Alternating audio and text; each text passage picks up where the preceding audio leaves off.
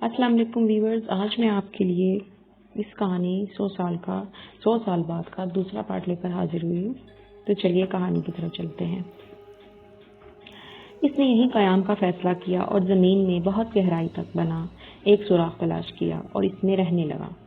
اس کے دن رات سکون سے گزر رہے تھے جب ایک دن اچانک ہی اس نے ایک سریلی سی آواز سنی۔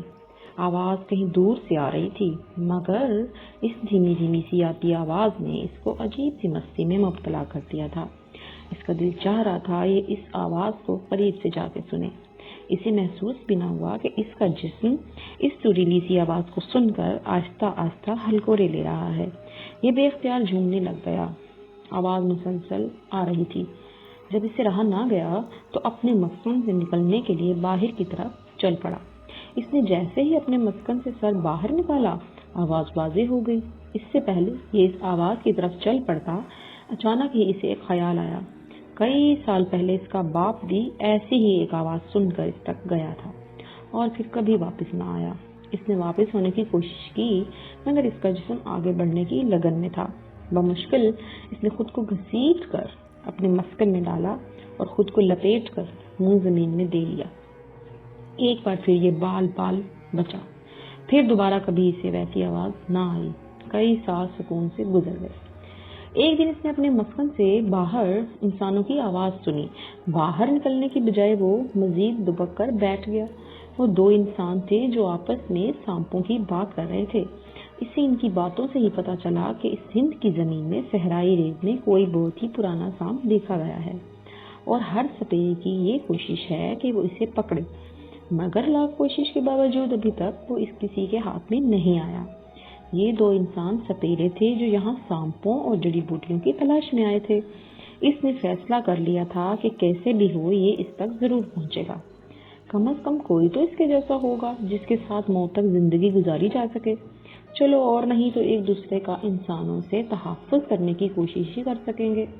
اسے نہیں معلوم تھا سندھ کہاں ہے، مگر اس نے سوچ لیا تھا کہ یہ سندھ ضرور جائے گا۔ یہ چلتا رہے گا اور جہاں ریت ہی ریت ہوئی وہاں ٹھہر جائے گا۔ کسی طرح چھپ کر انسانوں کی گفتگو سے اندازہ لگائے گا کہ یہ سندھ ہے یا نہیں۔ اگر نہ ہوا تو آگے چل پڑے گا اور اگر ہوا تو وہیں کہیں کسی محفوظ جگہ کو دیکھ کر اپنا مسکن بنا لے گا اور پھر اپنے جیسے دوسرے کو تلاش کرے گا۔ یہی سوچ اسے سندھ کی سرزمین پر لے آئی۔ سفر کی تمام صعوبتیں اس کی لگن کے آگے ہار گئی تھی۔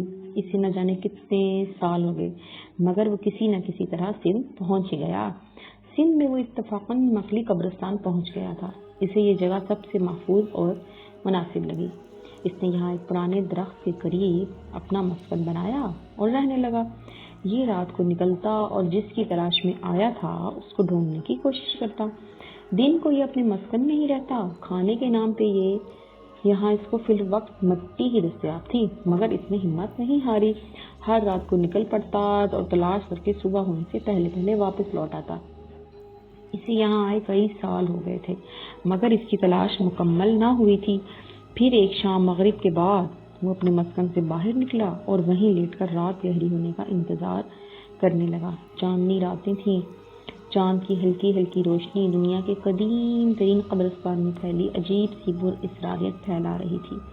اونچے مقبروں کے سائے ایسے لگتے تھے جیسے کسی پراسرار مخلوق نے قبرستان پہ دھاوا بول دیا ہو۔ وہ لیٹا سوچ رہا تھا کہ پتہ نہیں کب اس کی تلاش ختم ہوگی، پتہ نہیں کب اسے اس کا ہم جنس ملے گا جس کے ساتھ وہ کچھ دن سکون سے گزارے گا۔ خود کو پیٹ کے بل گھسیٹ کر چلنا اس کے لیے ذرا مشکل تھا، کیونکہ اس طرح وہ اپنے مسکن سے زیادہ دور نہیں جا سکتا تھا۔ اگر دور جاتا تو صبح سے پہلے واپس نہیں آ سکتا تھا۔ اس کی جسامت کافی لمبی چوڑی تھی، کوئی بھی انسان اسے دیکھ کر خوفزدہ ہو سکتا تھا، مگر ممکن تھا کوئی انسان اسے جان سے ہی مار دیتا۔ اس لیے یہ صبح سے پہلے ہر صورت اپنے مسکن لوٹ آتا تھا۔ کاش میں انسان ہوتا تو انسانوں کی طرح چل کر دور دور جا سکتا۔ لیٹے لیٹے اس نے سوچا اور پھر منہ سے ایک پھنکار ماری اور خود کو گھسیٹ کر چلنے کی کوشش کی، مگر اس کا جسم ایک انچ بھی نہیں ہلا۔ حیرانی سے اس نے دوسری بار کوشش کی، مگر اب کی بار وہی کچھ، یہ خود کو ایک انچ بھی نہ ہلا پایا۔ اس نے خود کو لپیٹنا چاہا، مگر ناکام رہا۔ کاش میں انسان ہوتا تو انسانوں کی طرح چل کر دور دور جا سکتا تھا۔ لیٹے لیٹے اس نے سوچا اور پھر منہ سے ایک پھنکار ماری اور خود کو گھسیٹ کر چلنے کی کوشش کی، مگر اس کا جسم 1 انچ بھی نہیں ہلا۔ حیرانی سے اس نے دوسری بار کوشش کی، مگر اب کی بار بھی وہی کچھ، یہ خود کو 1 انچ بھی نہ ہلا پایا۔ اس نے خود کو لپیٹنا چاہا مگر ناکام رہا۔ بے بسی سے اس نے آسمان کی طرف دیکھا۔ شاید میں مرنے لگا ہوں، اس نے سوچا اور سر زمین پر رکھ دیا۔ عین اسی لمحے اسے جسم کے پچھلے حصے میں کوئی تبدیلی سی محسوس ہوئی۔ اسے جسم کا پچھلا حصہ بھاری سا محسوس ہونے لگا۔ اس نے سر موڑ کر پیچھے دیکھنے کی کوشش کی مگر ناکام رہا۔ جسم میں ہونے والی تبدیلی اب پیٹ تک پہنچ گئی تھی۔ جسم میں ہلچل سی ہو رہی تھی مگر یہ دیکھنے سے قاصر تھا۔ اسے اپنی موت کا یقین ہو گیا تھا۔ اس نے آنکھیں بند کر کے اپنا سر زمین پر لٹکا دیا۔ 2-4 منٹ تک مزید کچھ نہ ہوا تو اس نے آنکھیں کھول کر دیکھا اور خود پر نظر پڑتے ہی اس کے منہ سے عجیب سی پھنکار نما آواز نکلی۔ وہ آنکھیں پھاڑے بے یقینی سے خود کو تکے جا رہا تھا۔